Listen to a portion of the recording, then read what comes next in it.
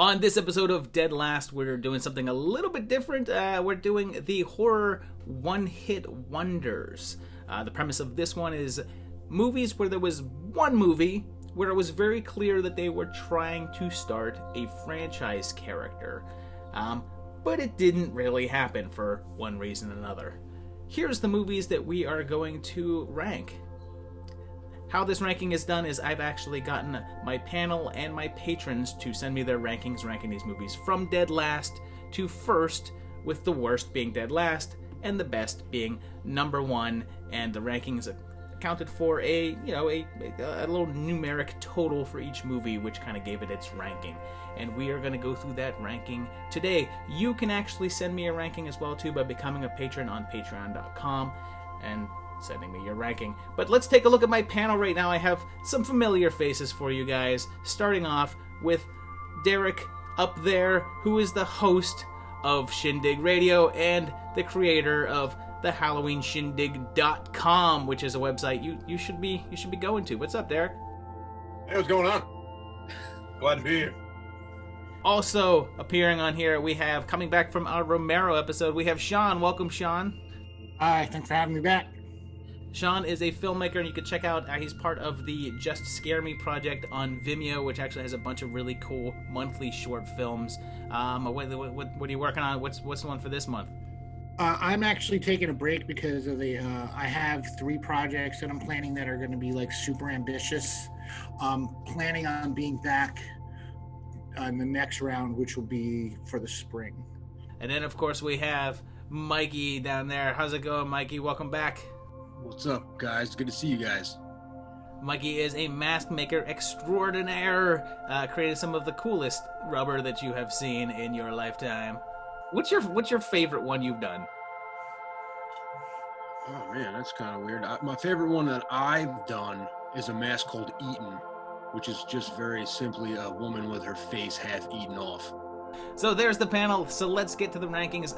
So we had 16 rankings that were sent in this time, which means that the lowest possible score that a movie can get is 16 points. That would be if everybody ranked at number 1. And the lowest possible score that a movie can get is 160 points. So, starting off at dead last with a whopping 151 points is Slenderman. Yeah, I had predicted that this would be our first dead last sweep, but it did not happen. But it was ranked dead last 12 times out of 16. Its best score that it got, it did get a 6th place. So obviously not everybody thinks that this is the worst thing that they've seen.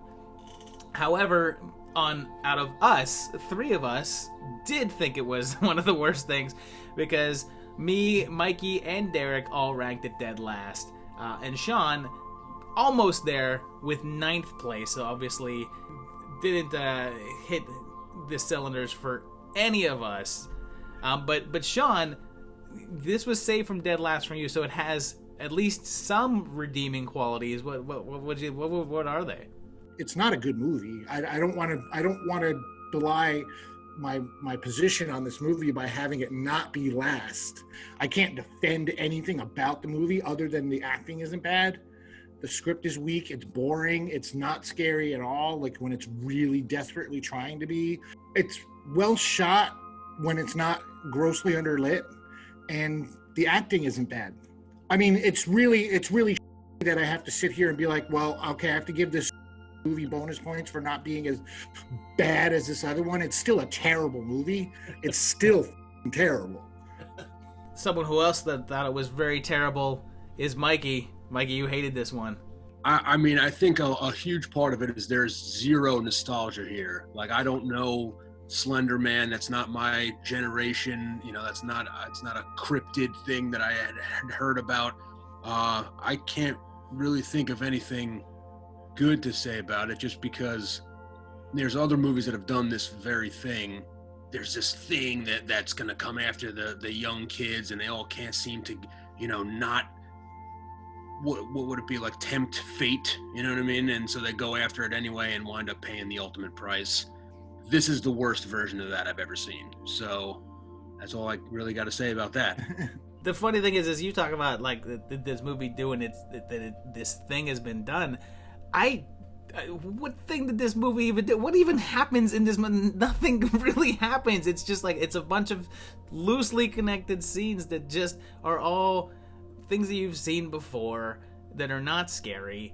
And the problem for me is that this movie falls into that whole territory of bad, where I mean, I love bad movies. I love bad movies. There's a lot of bad movies on this list, but they're all entertaining.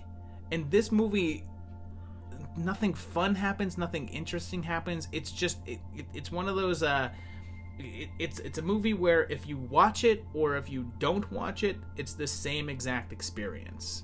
That is not true, because my life is considerably worse having watched this movie. Derek, how do you feel? I'm sort of with you. You kind of took the words out of my mouth. Like, what happens in this film? I watched it, and I still don't know anything about the Slender Man. Like, it's just, I don't even hate this movie. It's just sort of a nothing. Like, I don't even remember watching it. Does anything happen other than teenage girls sending texts and typing on laptops, and some sort of shadowy figure is off, and you don't even see the monster? There's no cool special effects. There's no cool scary scenes. It's not scary. It's not fun. It's not interesting. It doesn't hold your attention, and it is like in and out. It is just, I don't know, trash. I just you take like consumable, just throw it away kind of horror. And for that, I just say, man, at least the other movies I disliked, and there's like some fiery passion about my dislike for it, but not with Slenderman. It's just a nothing. Yeah, as a fan of creature design as well, I'm like, it's like the bottom of the barrel. I mean, it looks like some Tim Burton sketchbook reject thing. And I'm like, what? It looks like a wacky inflatable arm flailing tube man or whatever those things are. And it's not even doing anything cool. It's just, Well, then let's move on to the next movie on this list. Coming in at number 9 with 122 points, which that's a pretty big jump from 151, is D. Snyder's Strangeland, which was ranked dead last twice. It did get 2 dead lasts. It's the best score that it got was it was ranked 5th place twice. Out of us, the person who ranked it the lowest is Derek, who gave it 9th place. Mikey gave it 8th place, and Sean and I both gave it 7th place. Derek, you obviously had the lowest opinion of this. How did you feel? Man, I don't even know how to express how much I don't like Strangeland. It was head and shoulders worse than almost everything on this list. I almost put it dead last. This movie is so hard to sit through and take seriously and keep watching without just turning it off and being like, I don't even need to watch the rest of this movie to rank this movie. It just feels like Dee Snider found out about body modding and tattooing the night before, and then just wrote this really obnoxious script about it, and then just was like, you know what? I can make a horror movie. It's not that all that technically off about it, but man, it's like obnoxious. And Captain Howdy is just the worst slasher villain you can imagine. Like every time he's on screen, I just want to punch this dude in the face. He's not scary. He's not interesting. He's just annoying. Oh God, I hate Strangeland. I hate this movie. Mikey, you also ranked it pretty low in 8th place. So how do you feel about the magical filmmaking skills of Mr. D. Snider? I don't know. I think it's funny to have this kind of like cheesy, like heavy metal bro version of Buffalo Bill. You know what I mean? He's like doing pull-ups and he's all sweaty, and D. Snider's obviously on like D-ball anabolic steroids. You know what I mean? And he's got pink hair, which is like, it's not even just executed that well. The acting's pretty terrible. It's edited all weird and wrong. I feel like the scenes are too long, or all the takes they're using are that they don't really sync up when dialogue between actor to actor. You got one guy that's sort of delivering a calm kind of line, and then the next guy's screaming at him. Those cops, Wayne Grow and his little weird nerdy friend are like the worst on. There was no chemistry there between the two of them. I can't stand it. It's funny to see Linda Cardinelli super young. I totally forgot that she was in this because now she's in everything, right? Yeah. And she's in this piece of movie where she's like being violated by a disgusting painted D. Snyder. It's really bad. Well, Sean, you have this ranked a little higher. You have it in 7th place, but something tells me that it's less. It's more of a that you hated the other ones more than this one. Like, I love Twisted Sister. When I was a kid, like the first 3 Twisted Sister records, Under the Blade, You Can't Stop Rock and Roll, Stay Hungry, I love those records. This movie's inspired by 2 songs from Stay Hungry, Captain Howdy and Street Justice, which is about a guy who murders children in Captain Howdy, and then in Street Justice, he's let free, and there's a mob that goes after him and takes justice into their own hands. I was psyched for it because, oh, he's making a movie of Captain Howdy. That's cool.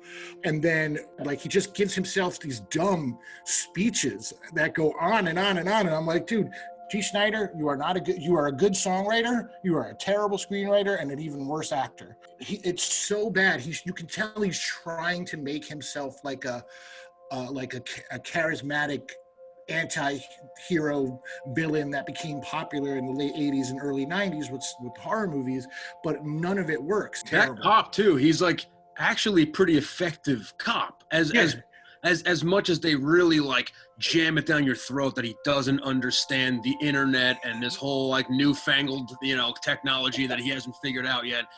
After he kind of gets it, he figures the whole thing out relatively quickly and pretty much saves the day. I mean, the first act of the movie is cut and dry. He captured the guy. You know what I mean? Like, I don't know why we're still watching this movie. It does, it's ridiculous. Well, was he a good cop though, or did he just happen to be listening to a recording that just happened to be right next to a dog that was barking?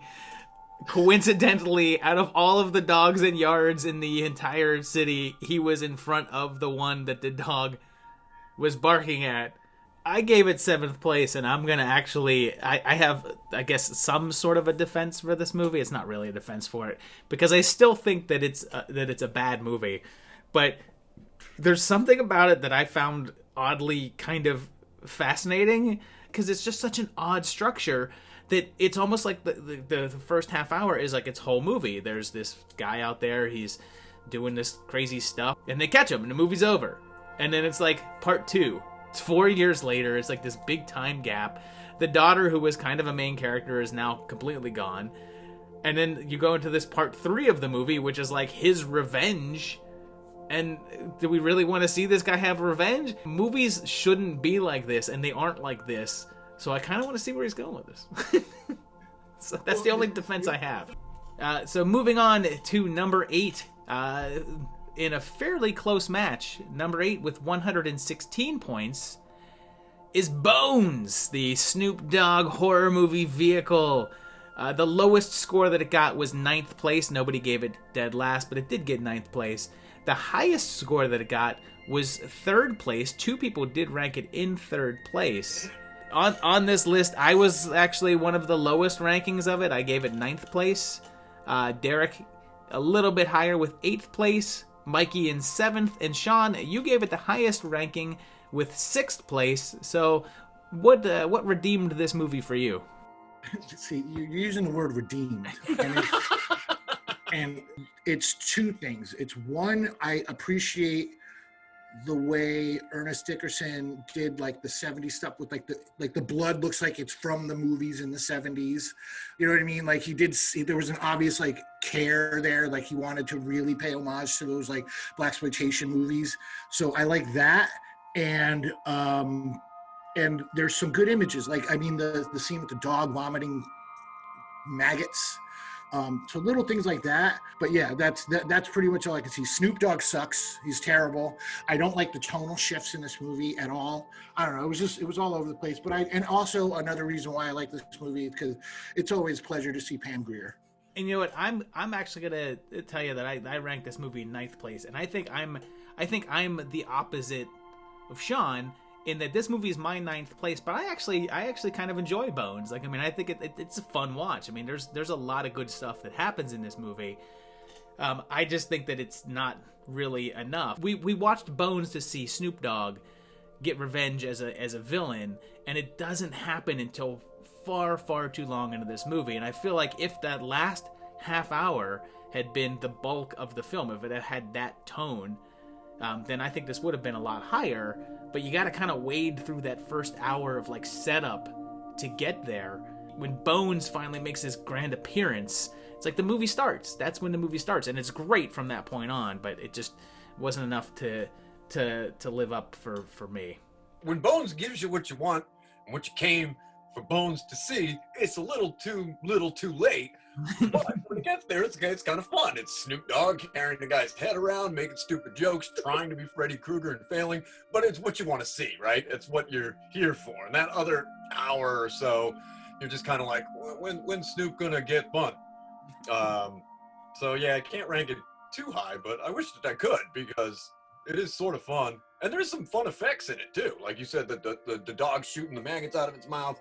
That whole weird body wall at the end that's got the people crawling around in it, that's pretty cool. But there's a ton of bad CG in this movie. There's a ton of bad lines in this movie. What's that one line he says when they CG his face onto the dog's face, and he's like, "The gangster in love don't eat no fried chicken." That is the weirdest part in this movie. At this time, in history, if you're going to give me this premise, like we got Snoop Dogg, it's a whole, revenge from the grave, Freddy Krueger plot. He's going to be our next horror icon, for the urban youth or whatever. I'm like, makes sense. You know what I mean? Like this is kind of awesome. I'm on board with everything about this. The problem is the way they go about it is terrible. The focusing on these kids. I can't stand these kids.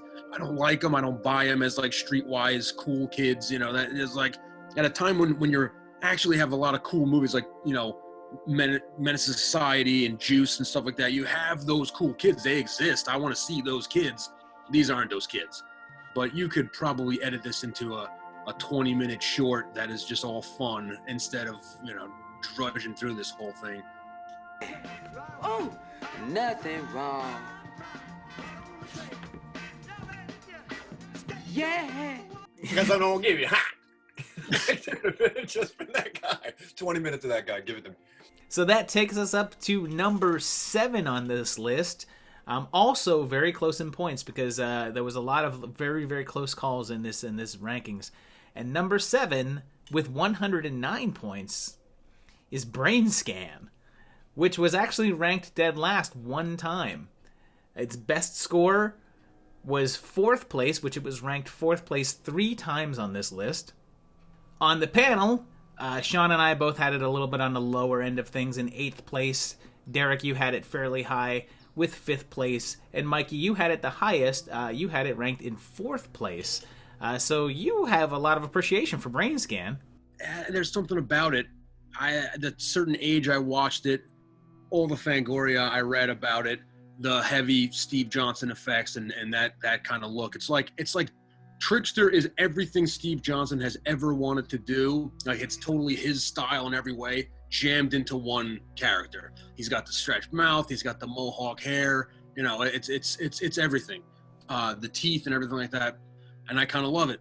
I'm a big Eddie Furlong fan. He's the cheesy 90s snot-nosed asshole that we all love to follow around, whether he's got a Terminator on his side or he's battling undead dogs or, whatever. I'm just down with Eddie Furlong. I understand how awful it truly is. However, I'm just down. I want to apologize up front to you, Mikey, because I disagree with everything you said except about the Steve Johnson stuff.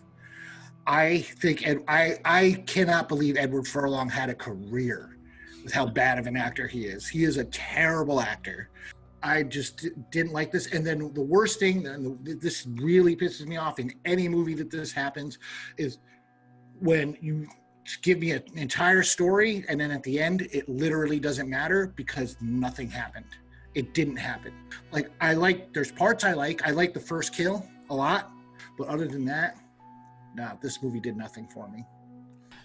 Derek, you also ranked this a little higher. You gave it 5th place, so you enjoy Brain Scan as well. This movie's not good.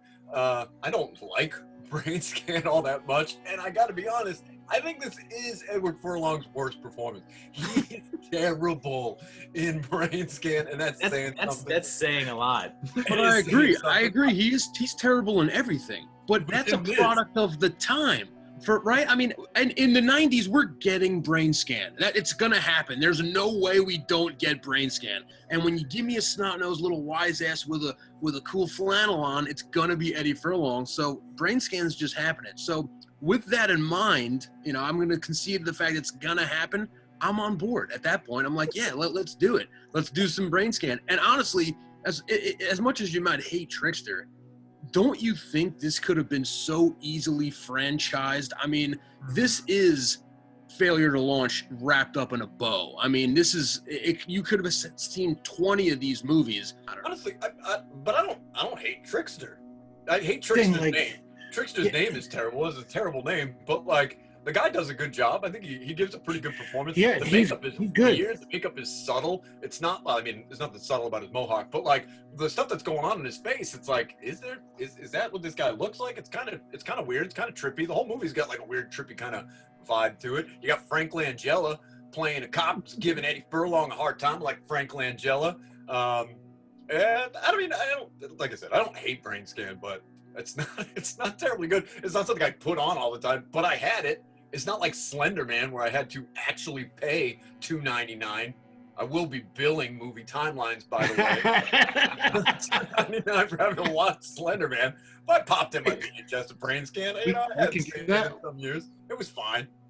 It's a time capsule movie. This movie is just a time capsule of the early 90s.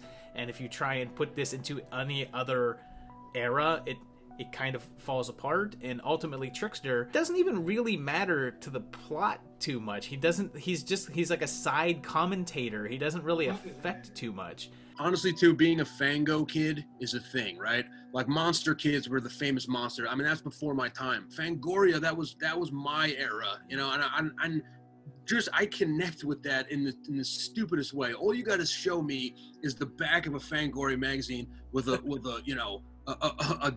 Distortions Unlimited, Flesh and Blood collection mask, order form on the back there. And I'm like, I'm totally on board. I tried to find I think it's issue 94 or 5 or something like that with Total Recall. I couldn't find it anywhere, but I did find the one with Trickster on the front. Yeah. Nice. Look at him in all his glory. It's so stupid. So that bumps us up to number 6. And number 6 coming in with 98 points is Dr. Giggles, which was ranked dead last one time. It did get one dead last, and we'll discuss that. Its best score that it got was 4th place. It was ranked 4th place 3 times, just like Brain Scan was. And let's see, on the panel, it did get one of the dead last. Sean, you gave this dead last. Me and Derek, we both gave it 6th place. And Mikey, you gave it the highest score with 5th place. But Sean, what was about this one that made it dead last for you? This movie is everything I hated about the early 90s horror movies. I don't like bad jokes, and this movie is nothing but bad jokes. I don't like movies where the victims are all obnoxious, so you just can't wait for them to die. I don't like that the tone shifts all over the place, that like the kills are kind of mean-spirited, but they don't show them, but they imply them, but then they save it all for like the one good moment in the movie, which is when he cuts his way out of his mother's corpse. That was the only inspired part of this movie. Everything else I absolutely hated. I hated it. Like, this movie made me angry watching it. I was angry. For the opposite opinion, let's go to the guy that ranked it 5th place and hear what Mikey has to say. You basically just said everything that I would say, that except on the positive side of things. I like bad jokes. I like, that terrible, almost like pointless, ridiculous slasher. Like we have a gimmick. The gimmick is this guy's a doctor, and he also giggles. So all you're getting is this doctor killing people in these ridiculous ways, and he's just wearing scrubs and giggling. That's really it. That's all you're getting there, and I'm kind of into it. It's like a fun, ridiculous movie to just watch. The gags are good. Any movie that has a massive mouth that now the actor is acting, and they're shooting through this ridiculous mechanical mouth. I'm so into that. I just love stupid, practical effects stuff like that. And I like Larry Drake. I think he's just creepy to look at. It's just his face alone. All he has to do is just be smiling with this weird double chin and looking into the camera, and I'm kind of creeped out by it. Well, I gave this 6th place, although I do have to admit that I feel like my ranking is a bunch of nostalgia, because I do get a real kick out of this movie. I certainly can tell you that in terms of horror movies, it's really nothing special and it's really nothing great, but I mean, when I first rented this, it felt kind of silly and fun, and I think a lot of my particularly enjoyment of this is from Larry Drake, as I feel like he's kind of committed to that crazy, that doctor, that weird giggle, and I feel as if he pulled that off. It's bizarre and weird. There's really nothing that groundbreaking in this movie. It's a pretty basic plot. But it was a lot of fun to me, and I still had fun rewatching it, so I gave it a little higher. Derek, you also gave it fairly high with 6th place. I mean, fairly high. I'm more with Sean. Guys, honestly, Dr. Giggles is a hard movie to watch, and it's a hard movie to get through, and I think it all comes down, and I like Larry Drake, but I think it all comes down to his characterization of Dr. Giggles, which is just kind of flat. It's like, Dr. Giggles, right? He's silly. He's telling silly jokes, and he's killing people in silly doctory ways, but he doesn't really do any of that. He kind of deadpans the whole thing, and it sort of belies the name Dr. Giggles. Yeah, he's giggling a little bit, but like, where's this silly doctor? I want to see a silly doctor who's making tons of Freddy-esque jokes, who's having a good time with it, and I don't think Larry Drake's having a good time in this movie. I feel like he's like punching a clock, get me offset. I got to get out of here. I got something better to do. There's like Darkman 5. I got to go film that. Like, I don't know. I feel like he doesn't want to be there. I don't want to be there. Only anybody wants to be there for watching this movie. I do rank it a little higher because he does rip out of his dead mother's corpse. That is an awesome effect. I can't recommend anybody watch Dr. Giggles, but if you have to, I'd put it in before Strangeland. Moving on to number 5, we're getting into the close calls here. There was a lot of really close contentions here, but in 5th place with 76 points is Shocker, and this is probably the one on here that I feel like is the most obvious, like trying to make a new Freddy movie, but that was. With 76 points, the lowest rank that it got was 8th place, and the highest score that it got was 1st place. This is the first movie on the list to get a number 1 ranking. Somebody gave it their top spot. On our panel, Mikey ranked it 6th place, and me, Sean, and Derek, all of us gave it 4th place. So, Mikey, you liked this less than us.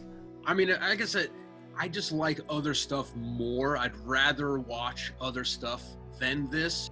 I don't know. I guess it's the body jumping thing and the fact that, the TV, electricity. I mean, it's like, how many things does he do? What is the whole point of this? I don't really get it. All that being said, I'm kind of into that, though. And that's another reason why I like the movie. And if you, honestly, the first thing I thought of when you proposed this idea of failure to launch was Shocker. I mean, it's so obviously supposed to be a franchise horror icon, and it just didn't happen for, I'm sure, a number of reasons, but it is the first thing I thought of. And again, it always goes back to that VHS box, walking past it, at the video store, and it's one of those ones that it's like, yep, this gotta grab this one again. I know I've seen it 20 times, but just gotta grab it. It's an important movie, you know what I mean? I just happen to not want to watch it as much anymore. I'm sort of like, I'm kind of over Shocker, My favorite thing about Shocker is to tell people that, look, just watch it, and if you don't like it, then just wait 15 minutes. Because in 15 minutes, it's going to be a completely different movie. It's like, it's a movie about a kid who is trying to find a serial killer using his dreams. And then it's about a serial killer that can jump from body to body. And then it's about a serial killer that can jump through electricity. Oh, and then there's a ghost. And then they're going through TV stations.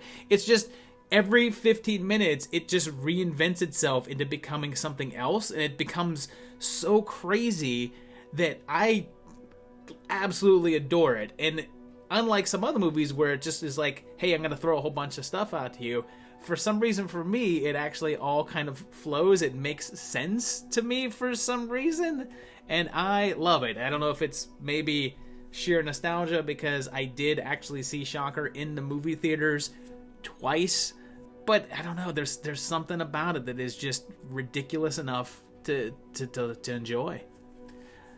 Sean, you liked it too. You gave it 4th place. Oh, no, I did not like it. I did not like this. I do not like this movie.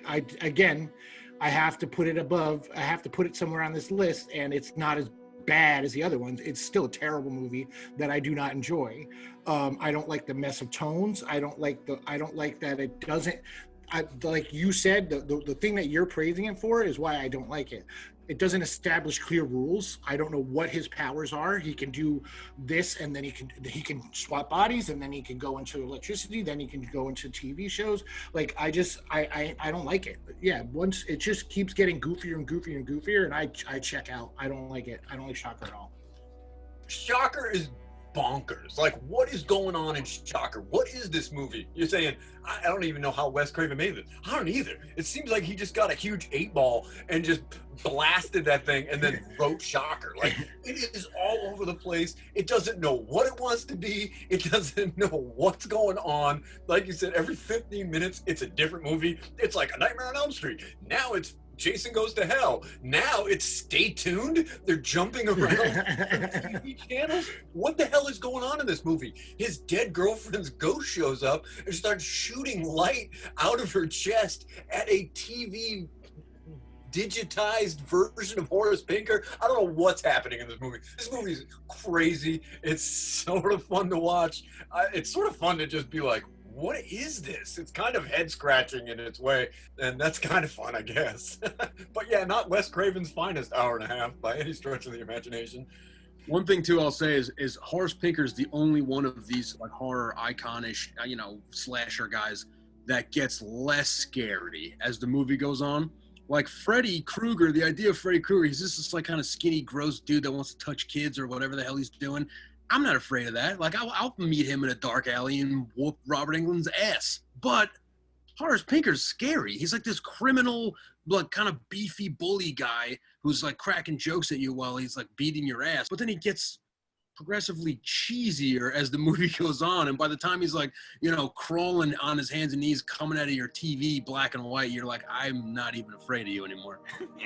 I love Mitch Pileggi, though. Like, Mitch Pileggi, he is committed to Horace Pinker. He's the one thing I liked about it. He signed him up, and he's just like, yeah, let's do this. And he throws everything into it, and I got to give him credit for that. Like, he's really going for it. He's like, yeah, let's make a new guy, Horace Pinker.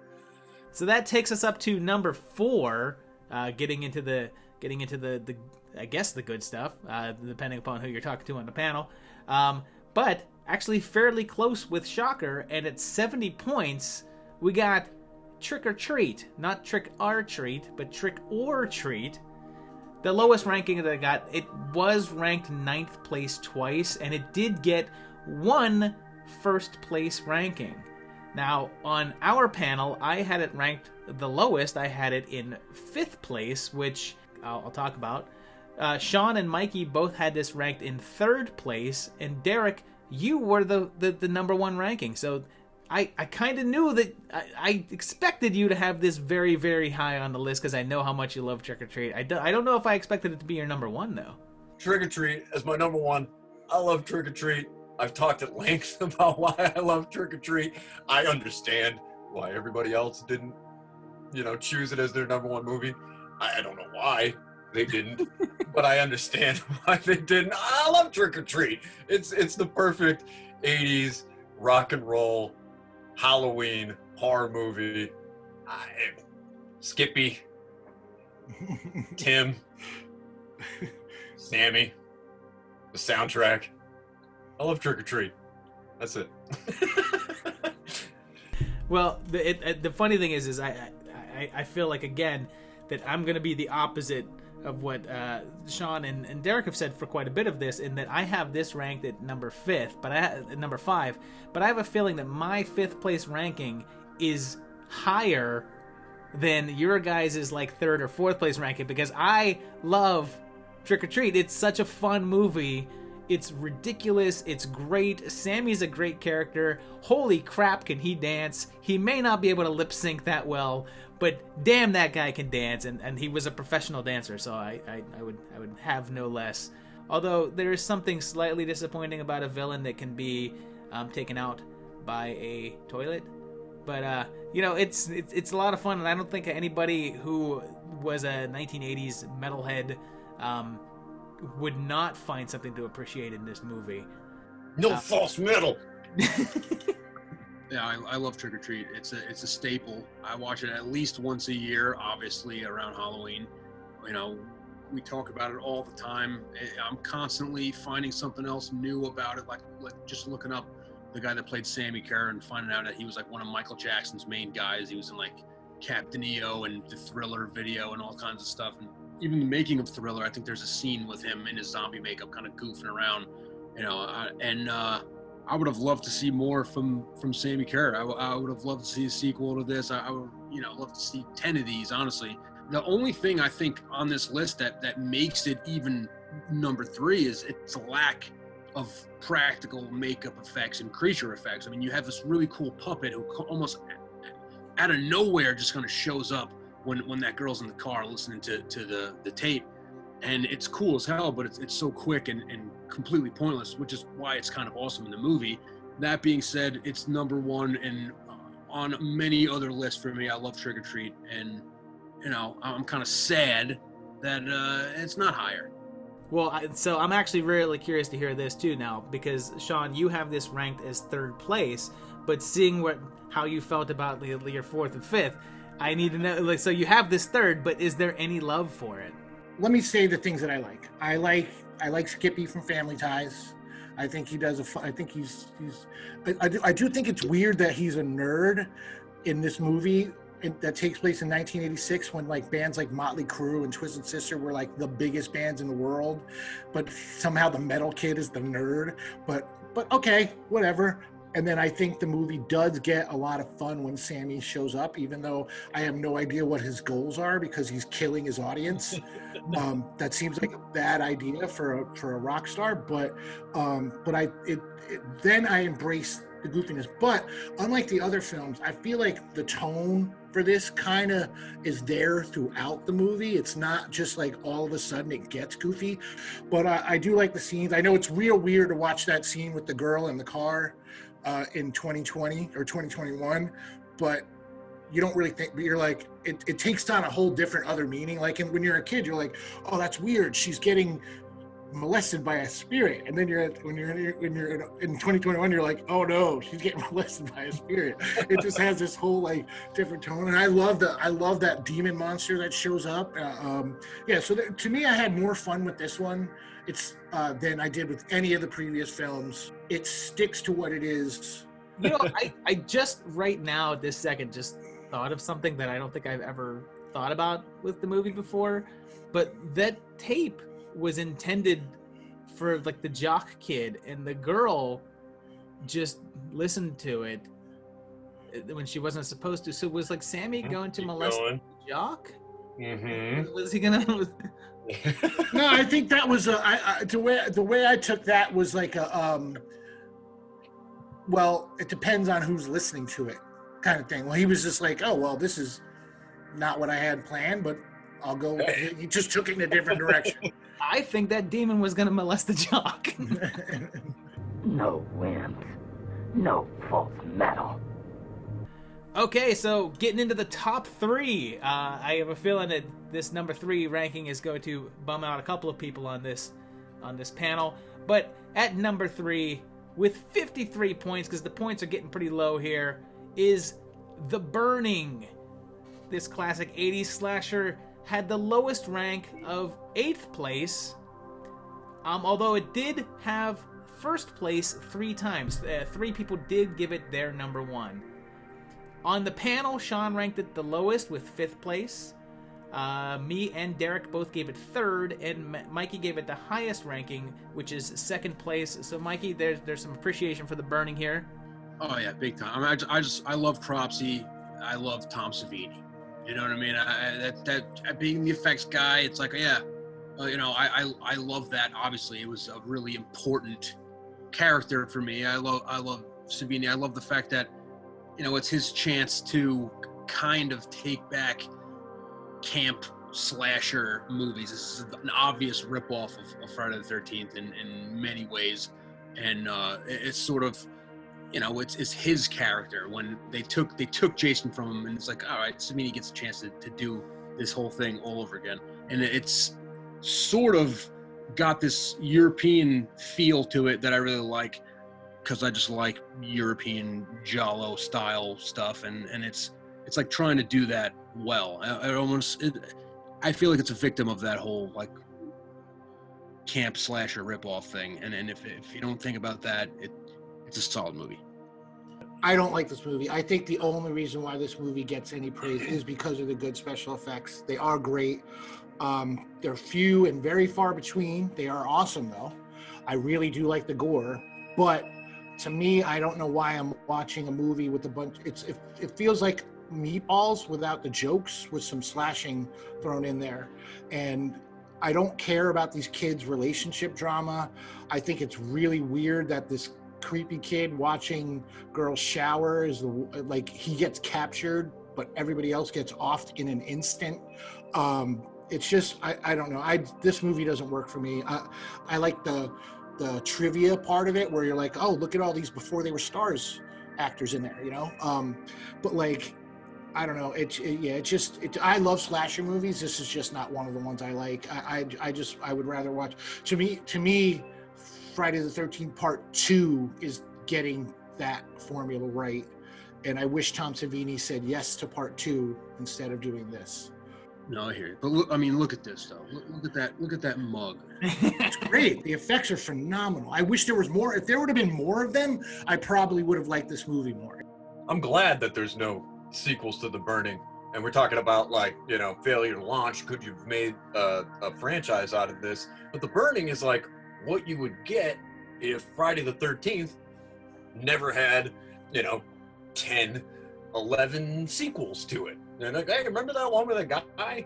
He had that burned face, and he killed the kids on the raft with the garden. He's like, that's The Burning. Like, that's what that is. I like it. This is great, because that raft scene though is like, get real. Yeah. Come on, that scene's fantastic. Yeah. But yeah, I don't think it's I wouldn't say it's one of the great early 80s slashers, but I love Cropsey.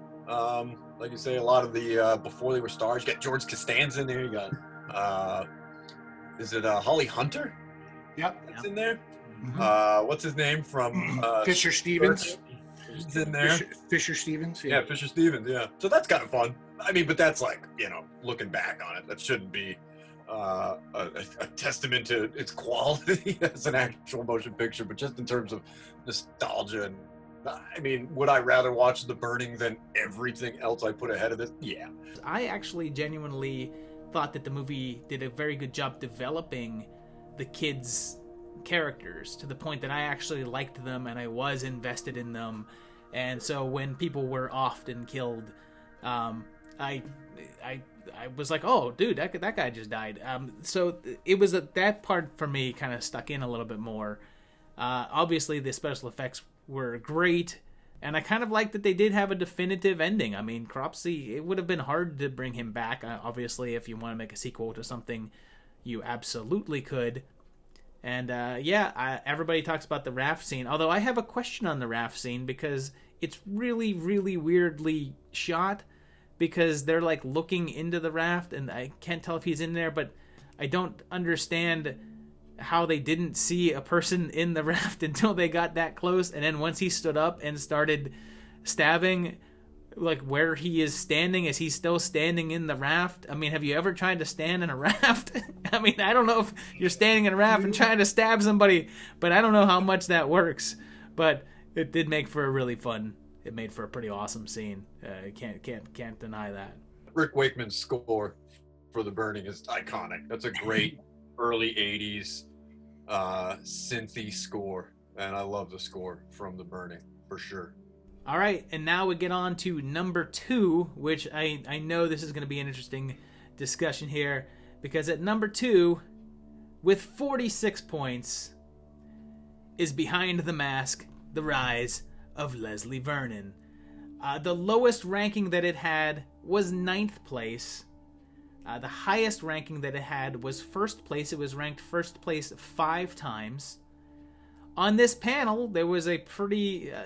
I could have predicted this before I made the list, but there was a pretty wide split. Mikey was the one that ranked it in 9th place. Mikey, the only person to rank it below a 7.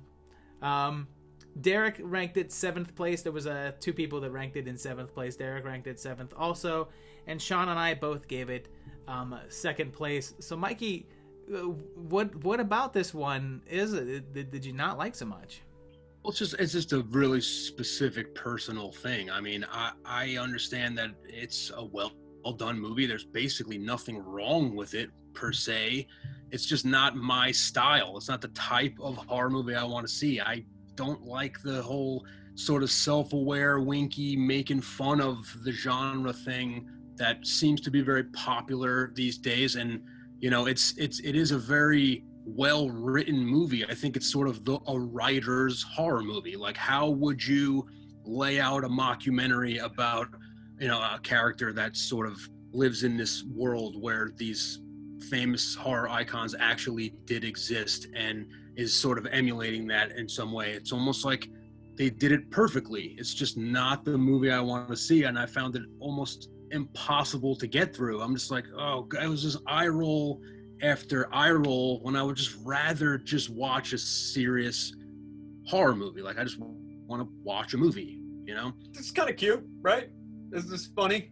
It sort of hits all the notes of what a slasher would need to do if, you know, you were going to pull off this kind of elaborate sort of ridiculous, how did he get from point A to point B?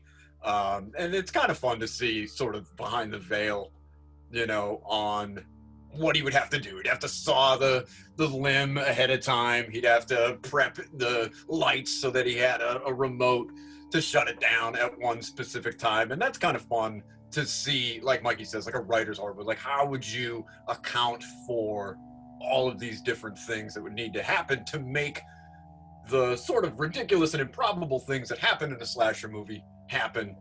But yeah, at the end of the day, it's not something I really want to put on and watch. I think it's good to watch once.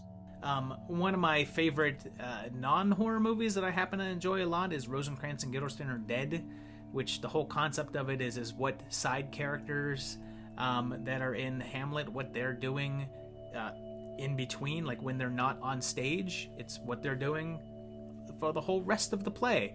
And I've always loved that concept, and I feel like this is that similar idea. It's like what's like what the killer's doing the whole in-between times when you're not seeing them on screen. And for some reason that whole concept has always fascinated me, and I thought it was really well done.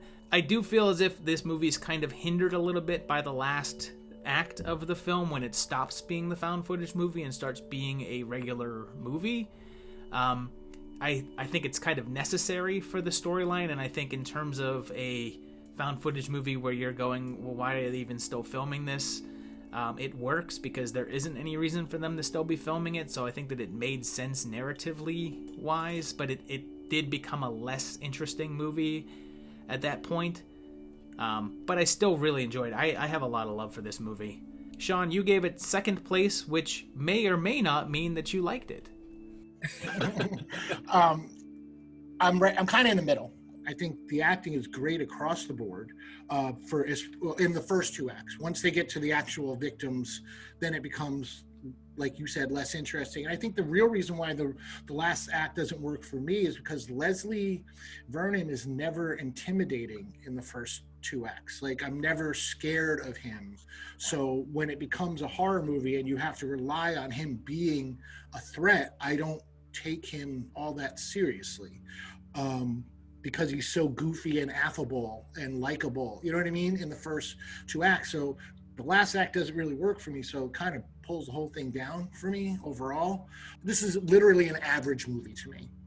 All right, well, that takes us to our number one movie by process of elimination. Deservedly so, at 39 points, is Killer Klowns from Outer Space. It did have one lower rank. Somebody did rank it 7th place. And in terms of highest rank, it was ranked number 1 5 times. Derek ranked it in 2nd place, because obviously he put Trick or Treat first. And the rest of us all gave it number 1. So Mikey, I know that you love Killer Klowns. I mean, if there's like, you know, maybe top 10 movies that meant something to my entire, you know, development, it would be Killer Klowns. You know what I mean? It was like I watched it at the right time, and it just sort of kind of cemented this idea that you will make monster creatures for a living someday. Like, you need to know how to do this, and you know, and make that your life's goal, which it has been. And I have to trace that back to, you know, certain movies, and one of them is definitely Killer Klowns. You know, the Kyoto brothers basically doing the entire movie, spearheading the entire thing. Those guys are effects legends. And Jim Cagle, the guy who sculpted most of the Killer Klowns, I mean, that guy is one of my favorite sculptors on the planet, and an idol. And I'm like, I want to be that guy. Like, that is, it's important. To be honest with you, it's the most fun movie. It's got a great soundtrack. I mean, there's not a ton of stuff I can say bad about it, but at the end of the day, the Killer Klowns, there's nothing like it. You know, there's no other movie that it's ripping off. There's no other movie that could really try to do that, you know, after the fact. It sort of stands alone. Those clowns are amazing creature effects design, from design to execution in every, you know, which way. And it's like that was pretty formative for me. So how could I not give it number 1? This is the one movie on the list I actually like. This is the one. My favorite thing about the movie is the effects. There's so, like, from the costumes to like the scene with Suzanne Snyder getting attacked in her bathroom by the heads, and like, I hadn't seen it in a really long time. And the one scene that truly stuck with me the most was when the clown is using the cop as the puppet. Oh, yeah. That was really disturbing to me, and it's still disturbing to me that he had his hand up his back and like making his move. Like, it's just still, and it's just a really dark scene and a really fun, goofy movie. And the movie has a dark, mean streak. It's pretty surprising. And yeah, I really enjoy this movie. This is the one movie on the list that I actually truly enjoy and would rewatch again, like, over and over. Well, I also gave it number 1, and I just adore everything about Killer Klowns. If we're talking about movies on this list that we wanted to see more of, I would be watching Killer Klowns 8. I mean, if they just kept cranking them out. There's so much more you could have done with this concept. I think from a story standpoint, it's hilarious. The idea of clowns from space, and that we patterned our representation of clowns based upon a previous visit of them to our Earth is just great. And for one of the best parts about it too is that, yeah, they're funny, they're goofy, but you don't want to mess with them because they kill a lot of people. I mean, there's a lot of cotton candy in that ship, so I think a lot of people are dead. And I don't know, there's quite a few people in this movie whose careers who were in a bunch of little stuff but never took off, like Suzanne Snyder and Hunk, the guy that is, I only know him as Hunk. It's a little bit tongue-in-cheek. Like, they sort of play at camp, but it's not over the top. It's like they know what they're making, but they don't feel the need to, like, joke around about it. Like, it's, hey, this is silly, goofy fun. We're having a good time. And I had a great time watching it. If Trick or Treat wasn't on this, it would definitely have been my number 1, without question. I saw it, like Mikey, at a very young age. It was very formative. Before I had seen a lot of other horror movies, I had seen Killer Klowns, and that definitely stuck with me. And like you were saying, like Sean was saying, it is sort of silly and it is sort of goofy, but I think it's a great example of a horror comedy that works, because you do have these moments that are bone chilling, like that ventriloquist sequence. That messed me up as a kid. That freaked me out. The scene at the burger joint when he's like outside the window. Yeah.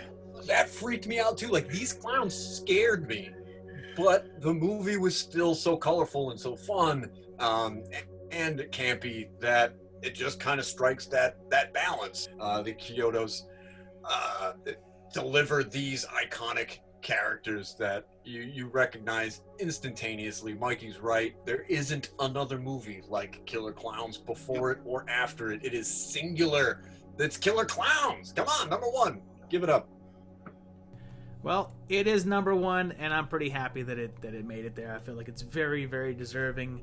And when we take a look at our list here, let's take a look at where everything landed. And I feel pretty good about this. There's some things obviously that I would have moved around, and I know that there's a couple things in there that you guys would have moved around as well. But I'm pretty happy with how this list turned out. But if you guys don't agree with this list, just let us know down in the comments. They're gonna tear me a new asshole. They'll be like, "Why you have this asshole who clearly doesn't like horror movies on the panel?" Yeah, we always get that. But Hey, you like Behind the Mask? That's the only one they're going to be upset. They're going to be upset that we didn't like Behind the Mask. That's the only thing they'll comment on. Well, people like horror movies too much, and that's the thing. You know what I mean? I think it can be spun either way, really.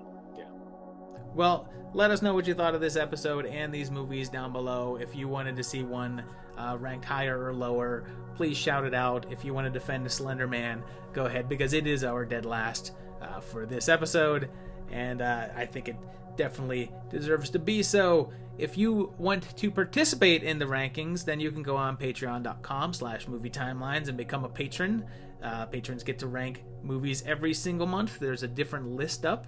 And they're working on next month's list right now, actually, so you can do so as well.